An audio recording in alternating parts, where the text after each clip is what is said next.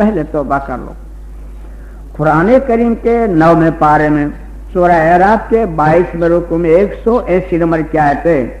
وَلِلَّهِ الْأَسْمَاءُ الْحُسْنَى فَادْعُوهُ بِهَا وَذَرُوا الَّذِينَ يُلْحِدُونَ فِي أَسْمَائِهِ سَيُجْزَوْنَ بِمَا كَانُوا يَعْمَلُونَ۔ اللہ کے اچھے اچھے نام ہیں، اس میں سے جس نام کو آپ پسند کریں اس سے اللہ کو پکاریے، اور جو اللہ کے نام میں ٹیڑھاپن پیدا کر چکے ہیں، خدا کو چھوڑ کے دوسروں کو پکارتے ہیں، دوسروں کے نعرے لگاتے ہیں، تو ان سے آپ اپنا تعلقات چھوڑ دیں۔ وہ جب ہمارے پاس آئیں گے تو ہم ان کو سمجھا دیں گے جو ہوگا، تم کو الجھنے کی ضرورت نہیں ہے، آپ اپنا چھوڑ۔ قرآن کریم کے 25ویں پارے میں سورہ زخرف کے 4 یا 5واں رکوع میں 36 اور 37 نمبر کی 2 آیتیں ہیں وَمَن يَعْشُ عَنْ ذِكْرِ الرَّحْمَٰنِ نُقَيِّضْ لَهُ شَيْطَانًا فَهُوَ لَهُ قَرِينٌ وَإِنَّهُمْ لَيَصُدُّونَهُمْ عَنِ السَّبِيلِ وَيَحْسَبُونَ أَنَّهُمْ مُهْتَدُونَ۔ جو اللہ کی ذکر سے غافل ہو جاتا ہے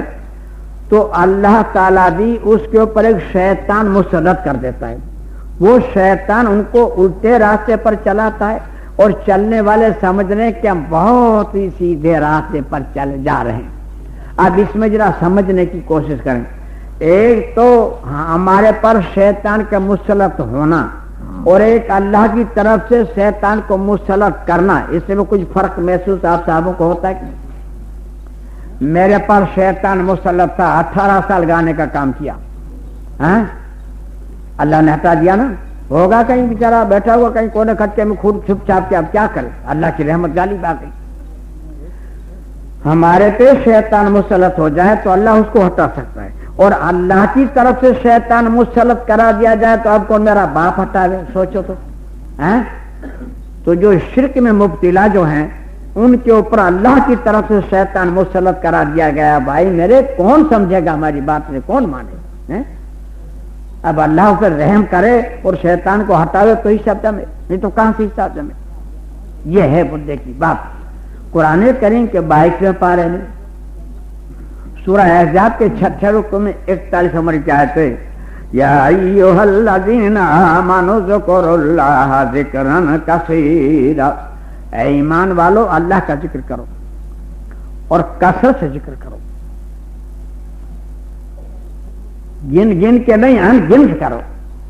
لوگ کہتے ہیں حضرت ہم ایک تسبیح سبحان اللہ کی پڑھتے ہیں، ایک تسبیح الحمدللہ کی پڑھتے ہیں، ایک تسبیح اللہ کی پڑھتے ہیں، ٹھیک ہے، ہاں بھیا ٹھیک تو ہے، لیکن گناہ کتنی تسبیح کرتے ہو؟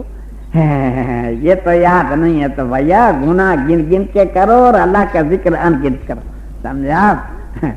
یہ کیا لفڑا ہے، گناہ کا تو گنتے ہی نہیں کتنی تسبیح ہوا، اور یہ ذکر تسبیح گن گن کے کرنا، حالانکہ گن گن کے پڑھو تو جائز ہے، لیکن فضیلت ان گنت میں ہے، ان گنت میں۔ اور جو لوگ خدا کو چھوڑ کے دوسروں کو نعرہ لگاتے ہیں، کیا دوسروں کو حاجت روا سمجھتے ہیں، کیا دوسروں کو مشکل کشا سمجھتے ہیں، یا برکت دینے والا سمجھتے ہیں، ان کے لیے قرآن کریم کے 70ویں پارے سورہ حج کے 9ویں رکوع میں 71 نمبر کی آیت ہے وَيَعْبُدُونَ مِن دُونِ اللَّهِ مَا لَمْ يُنَزِّلْ بِهِ سُلْطَانًا وَمَا لَيْسَ لَهُم بِعِلْمٍ وَمَا لِلظَّالِمِينَ مِن نَصِيرٍ۔ خدا کو چھوڑ کر یہ جن کی دعائیں دے رہے ہیں، جن کے نعرے لگا رہے ہیں، جن کو حاجت روا سمجھ رہے ہیں، ان کے لیے اللہ تعالیٰ نے نہ تو کوئی صحیح سند نزول فرمائی ہے اور نہ ان لوگوں کے پاس کوئی صحیح علم ہے، اور ایسے ظالموں کا حشر کے میدان میں کوئی حمایتی اور مددگار نہیں ہوگا۔ پھر کیوں کرتے ہیں؟ قرآن کریم کے 11ویں پارے میں سورہ یونس کے 2 رکوع میں 18 نمبر کی آیت ہے وَيَعْبُدُونَ مِن دُونِ اللَّهِ مَا لَا يَضُرُّهُمْ وَلَا يَنفَعُهُمْ۔ خدا کو چھوڑ کر تم جن کی آہو بھگت کر رہے ہو، جن کی پونجا پاٹ کر رہے ہو، نیاز و نظر چلا رہے ہو، وہ نہ تم کو نفع دے سکتے ہیں نہ تم کو نقصان پہنچا سکتے ہیں۔ اور یہ کرنے والے کیا کہتے ہیں؟ وَيَقُولُونَ هَؤُلَاءِ شُفَعَاؤُنَا عِندَ اللَّهِ، ہم ان کی اس لیے آہ بھگت کرتے ہیں کہ ہم کو اللہ کے دربار میں سفارشی بنائیں گے، ہم کو چھڑائیں گے، ہاں اس لیے ہم کی عرس کرتے ہیں، تعزیے بناتے ہیں، قبریں پوجتے ہیں، چادریں چڑھاتے ہیں، نہاد کرتے ہیں، تاکہ ہمارے یہ اللہ کے دربار میں سفارشی بنے گی۔ قرآن کریم کے 23ویں پارے میں سورہ زمر کے پہلے رکوع میں 3 نمبر کی آیت ہے، والذین اتخذوا من دون اولیاء، اللہ کے سوا جن کو انہوں نے حمایتی بنا رکھا ہے، کیوں بنا رکھا ہے؟ ما نعبدهم الا لیقربونا الی اللہ زلفا، ہم اس لیے ان کی عبادت کرتے ہیں یہ ہم کو اللہ کے قریب کر دیں گے۔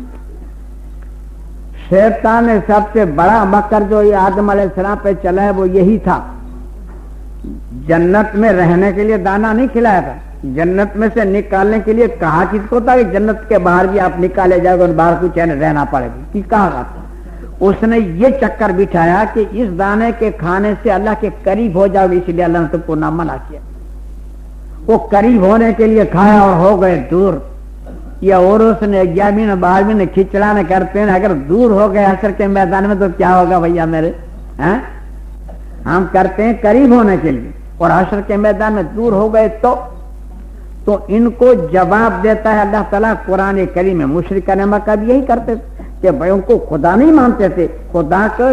دربار میں نجات دینے والے ایک وسیلہ سمجھتے تھے، سمجھا؟ یہی سمجھ کے پوچھتے تھے، تو اس کو جواب اللہ دیتا ہے قرآن کریم کے 15ویں پارے میں سورہ بنی اسرائیل کے 6 رکوع میں 57 نمبر کی آیت ہے، اولئک الذین یدعون یبتغون الی ربہم الوسیلۃ ایہم اقرب ویرجون رحمتہ یخافون عذابہ۔ تم جن کو پوج رہے ہو نا وہ اللہ کی جستجو میں ہے، اللہ کی جستجو میں ہے اور اللہ کی رضا جن کی تلاش میں ہے اور اللہ کے عذاب سے ڈر رہے ہیں، اور تم ان کے پیچھے پڑے ہو، وہ اللہ کی جستجو میں اور تم اللہ کو چھوڑ کے ان کے پیچھے پڑے ہو، یہ لفڑا ہو گیا۔ قرآن کریم کے 9ویں پارے میں سورہ اعراف کے 24ویں رکوع میں 1-9-4 نمبر کی آیت ہے، ان الذین تدعون من دون اللہ عباد امثالکم،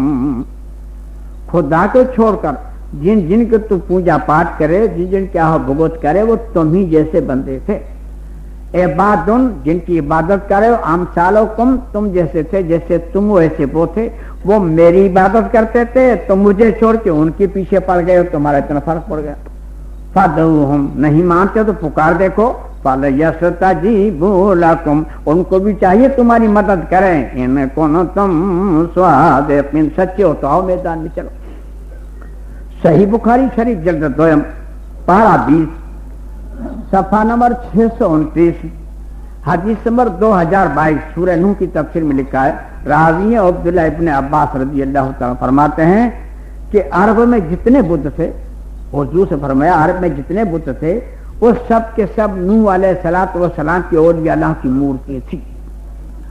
جب وہ بزرگان دین مر گئے تو شیطان نے ایسی پٹی پڑھائی کہ ان کے نام کی مورتیاں بنا لو تاکہ دیکھ دیکھ کے تم کو عبادت کا شوق ہو، تو بنا لی لوگوں نے، مگر کسی نے ان کی عبادت نہیں کی۔ جب وہ زمانہ ختم ہو گیا، علم اٹھ گیا، جہالت آ گئی، تو شیطان نے یہ پٹی پڑھائی کہ تمہارے بڑے بڑے تو ان کو پوچھتے تھے تم کہاں جا رہے، اس طرح سے بت پرستی پھیلی اور عرب سے بت پرستی ہندوستان میں آئی ہے۔ اس کے نمبر 1 بھی اب عرب والے ہیں، سمجھا؟ ہندوستان سے ادھر نہیں گئی، وہاں سے یہاں آئی ہے، سمجھا؟ آج قرآن ہم کو یہ بتا رہا ہے کہ عیسیٰ علیہ السلام اللہ کے رسول تھے، حضرت مریم رضی اللہ تعالیٰ عنہ کی نیک بندی تھی، لیکن عیسائی دونوں کی مورتی بنا کے پوج رہے ہیں۔ اگر قرآن نہیں بتا تو ہم کو کیسے پتہ چلتا، سمجھا؟ تو یہ جتنے پوجے جا رہے ہیں، چاہے پتھر کی شکل میں پوجے جائیں یا لکڑے کی شکل میں پوجے جائیں یا قبر کی شکل میں پوجے جائیں، مورتی کی شکل میں پوجے جائیں یا غیر مورتی کی شکل میں، تمام بزرگان دین کو پوجے جا رہے ہیں، کسی نہ کسی نام سے پوجے جا رہے ہیں، اور جس کو پوج رہے ہیں وہ کسی زمانے کا بزرگ ہوگا، اس میں کوئی شک نہیں، سمجھا؟ اس لیے جتنے بھی ہوئے ہیں کوئی نہ کوئی درجہ رکھتے ہیں، قرآن کریم کے 22ویں پارے میں سورہ فاطر کے تیسرے رکوع میں 24 نمبر کی آیت ہے اِنَّا أَرْسَلْنَاكَ بِالْحَقِّ بَشَارًا وَنَذِيرًا وَإِن مِّنْ أُمَّةٍ إِلَّا خَلَا فِيهَا نَذِيرٌ، اے میرے میں بس آپ کو حق کے ساتھ خوشخبری اور ڈر سنانے والا بنا کے بھیجا ہے، اور دنیا کا کوئی ایسا خطہ نہیں جہاں پر ہم نے ڈر سنانے والا نہ بھیجا ہے۔ یا تو نبی پہنچا یا نبی علیہ الصلوۃ والسلام کے کوئی بزرگان دین پہنچے، تو انہی کو لوگ پوج رہے ہیں، انہی کو پوجتے ہیں۔ اب جن کو ہم پوج رہے ہیں